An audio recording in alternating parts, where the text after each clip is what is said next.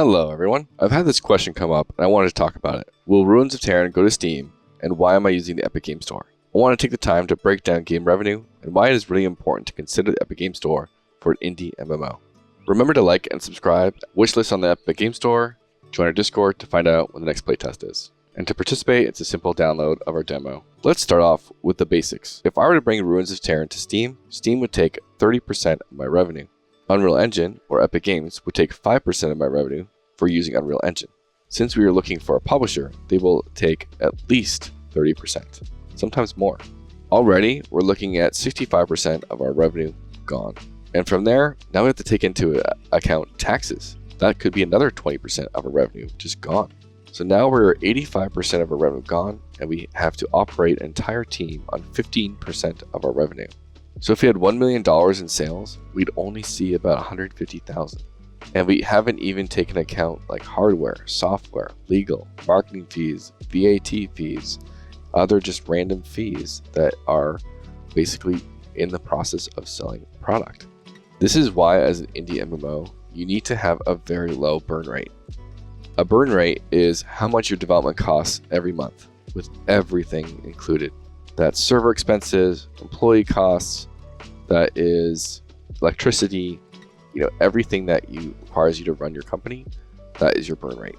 And for most gaming companies, that does just come down to how many employees do you have working on this game. So in the case of an indie MMO, you need to have a very low employee count. Now let's compare this going to the Epic Game Store. Instead of 35%, we go down to 12%, since the Unreal Engine license is removed for going on the Epic Game Store. Epic Games has indie programs where for the first 6 months of launch, we keep 100% of our revenue. After that, every year we get to keep 100% of the first $1 million we make. This is already massive and can really help us sustain us should we have a small core player base, which is already what we are targeting as a goal. Lastly, we get 100% of revenue for subscriptions through our own payment systems we can set up.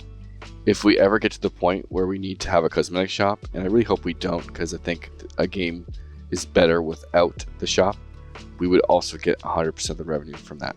Ruins of Tearyn is a small indie niche MMORPG. So we're going to build our team size according to what we're actually wanting desired results for. People don't realize how quickly employee costs add up. We're in the USA, and a real livable wage these days is pretty much around $80,000, at least in Northern California area. I know it's expensive here, and just 3 people working adds up very, very quickly. This is one of the reasons why the funding cycle is kind of broken right now and why it's hard to get. Many publishers don't want to really go above the 500K mark, or if they do, maybe it's like super large projects.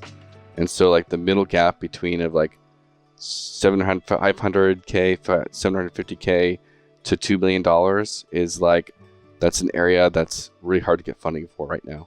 So your game costs that are getting funded are either like super cheap, or they're like much more bigger budgets going to bigger publishers. That's a whole other video I could deep dive in. If you'd like that, just let me know in the comments, because it's a pretty large topic to talk about. And so this is all of this kind of encompasses the reason why we are going to the Epic Game Store.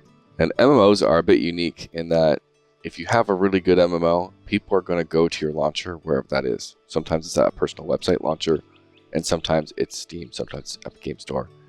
And if you build a great game, your MMO players will want to just download wherever that is. I'm sure many of us have went through tons of jumps and hoops trying to get some sort of random MMO installed and working on your computer. Sometimes it's like a Korean MMO. Sometimes it's like an old school MMO that's got a really bad setup for accounts and logins that you're still trying to get work. And so sometimes like in some of the classic servers or classic private servers, there's all these like weird things you have to do to get it installed and working. Sometimes you got to download old files and things. And so if you build a great MMO, the people will actually come to wherever your launcher is. And for me, I'm just trying to provide a little bit extra insight on the fact of this is why we're going to the Epic Game Store. I know some people don't like the Epic Game Store. They prefer Steam because it's where all their stuff is.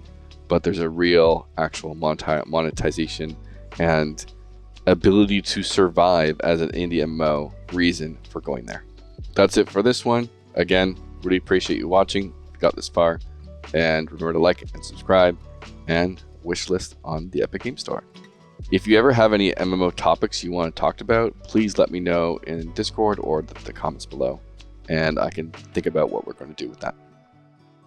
And from here, I'll see you in the next one.